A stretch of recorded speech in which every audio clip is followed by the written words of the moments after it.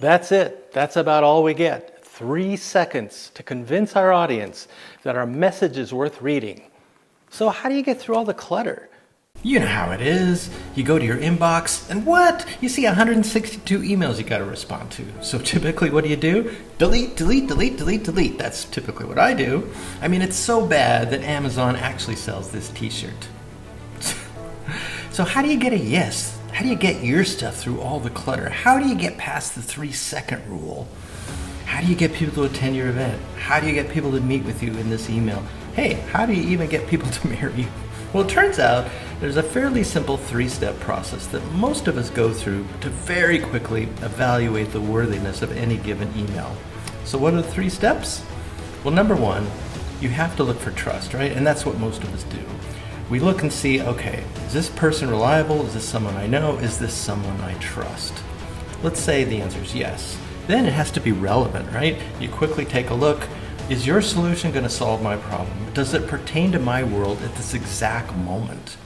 If the answer is no, chances are I'm trashing it. But then there's the third component, and that's an emotional connection. And that is, how do I feel about you as a brand? I might have a good emotional connection, maybe not so much. But if all 3 of those are checked, chances are you'll probably get a yes. Okay, let's put this into context. Let's say I need to purchase a flight to Denver. So first of all, I have to trust that the airplanes are safe. I have to trust that they're not going to lose my luggage. Let's say that's a yes. Then I have to make sure it's relevant, right? Do your airplanes go to the place I want to go at the time I want to go for the price I want to pay? Let's say that's a yes. Again, we have this third component called the emotional connection. It might be a good one, it might be a bad one. Now, there's probably some airlines on this list that you feel pretty good about, and I can bet there's 1 or 2 on here that you don't feel good about. So how do we relay this to emails? So here we have trust. How does a person evaluate that in an email in 3 seconds? Well, it's pretty much who it's from, right? Do I trust you? Relevance, you're going to quickly scan the subject line, maybe the pre-header, take a look, does it pertain to my world? And then there's that emotional connection, right? What's in it for me? And if the answer to all those is a good check yes, then boom, you might have it. If not, it's probably getting trashed. But there's actually 2 more gates that we use.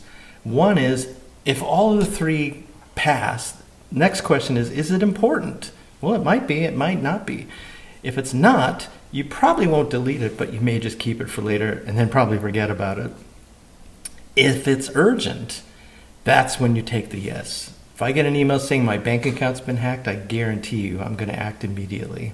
If not, I might keep it for later. Maybe I'll read it, maybe I won't. So you see, it's not easy to get through the clutter, but you can do it if you follow these steps. So how do you build trust? Well, obviously you don't say, trust me. You have to prove that you're trustworthy. And how do you do that?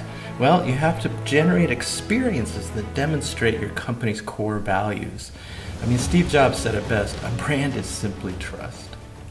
So creating an emotional connection in email body copy, how do you do that? Well, I like to use the bluff method. And by that, I don't mean you fake your way through it. It stands for bottom line up front. All that means is that you put your most relevant information right at the top. Not background information, not a lot of fluff about the company. It's bam, remember, you've got 3 seconds. So here's a great example. I see the trust, I see the relevance, I see the emotional connection, I even see the call to action. I can literally see all that in 3 seconds. If you look at the whole email, below that is a bunch of background information which might be useful, but what they did a good job of was they putting all the pertinent bluff information right at the top. In contrast, here's an email that didn't quite do so well in my opinion. First of all, I don't quite get the header, it's pretty busy, and then there's all this long body copy. Interestingly, in the email itself, in the bottom part is what really should have been at the top. We have 3 nice little thumbnails, very quick description. That should have been at the top. Hey, I know email designers spend hours crafting the most beautiful emails. But let's face it, they're not museum works of art. The truth is, most people only glance at them. So if you can fulfill all 3 steps, gain trust, relevance, emotional connection in 3 seconds in an email, obviously your odds of getting through the clutter improve enormously. Hey, if you'd like to learn more about ABM, AI, go-to-market, other marketing strategies, please subscribe. Until next time.